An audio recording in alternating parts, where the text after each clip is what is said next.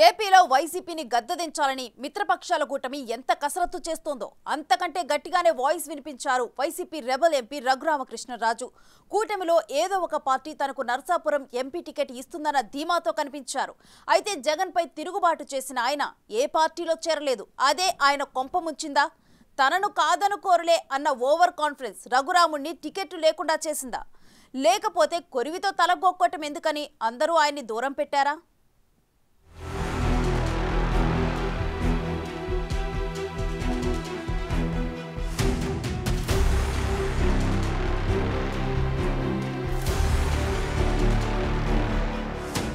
Narsapuram MP అభ్యర్థిగా BJP రాష్ట్ర కార్యదర్శి శ్రీనివాస్ వర్మ పేరు ప్రకటించారు కమలనాథులు.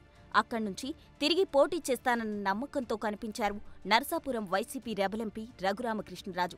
కూటమిలో ఏదో ఒక పార్టీ నుంచి పోటీలో ఉంటానన్న ధీమాతో స్టేట్మెంట్లు కూడా ఇచ్చారు.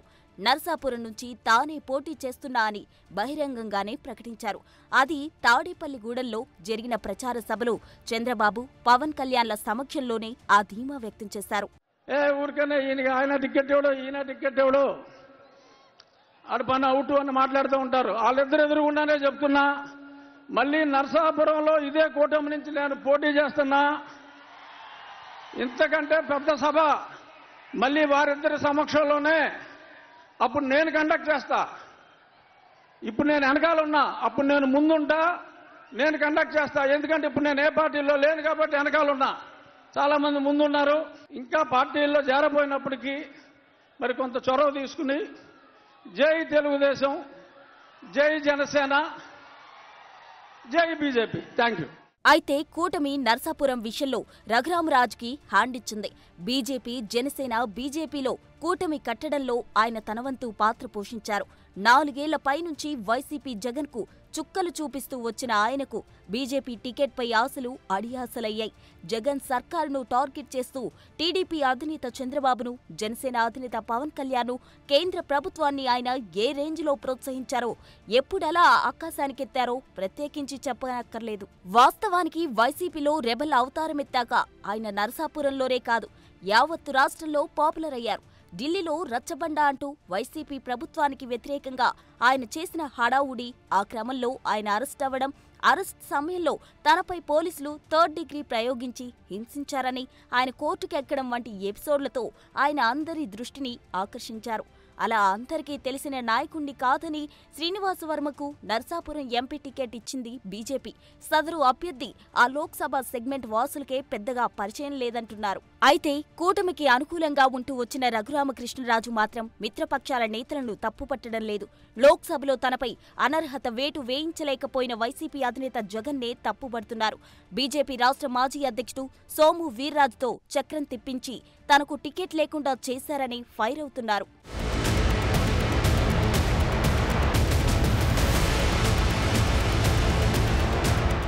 అదలా ఉంటే మిత్రపక్షాలు వ్యూహాత్మకంగా ఆయన్ను పక్కన పెట్టాయన్న అభిప్రాయం వ్యక్తమవుతుంది.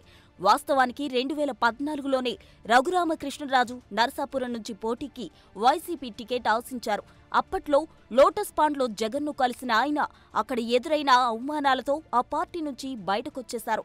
తిరిగి గత ఎన్నికల ముందు వైసీపీలో చేరి నర్సాపురం ఎంపీ అయ్యారు.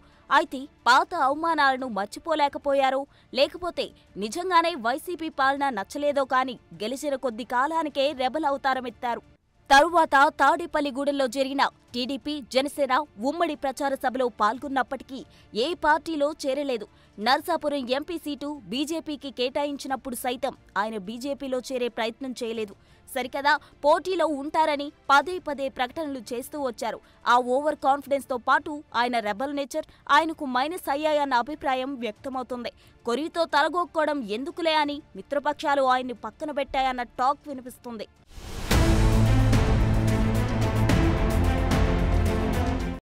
నర్సాపురం టికెట్ దక్కకపోయినా సమీప కాలంలో ఏదైనా జరగొచ్చని అంటున్నారు నర్సాపురం ఎంపీ. అంటే ఆయన టీడీపీలో చేరాలనుకుంటున్నారా అన్న చర్చ మొదలైంది. ముందుగా కూటమిలో విజయనగరం ఎంపీ సీటు బీజేపీకి అనుకున్నారు. కానీ రాజంపేట బీజేపీకి ఇవ్వడంతో విజయనగరం ఎంపీ సీటు టీడీపీకి వచ్చింది.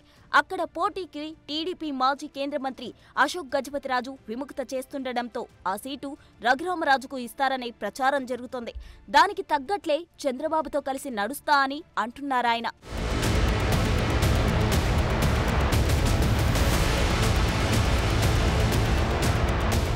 అదంతా ఇలా ఉంటే జగన్ ఇన్ఫ్లుయెన్స్ చేయడం వల్లే టికెట్ రాలేదని ఆ రెబల్ ఎంపీ ఆగ్రహం వ్యక్తం చేయడం కూటమి నేతలకు షాక్ ఇచ్చిందట.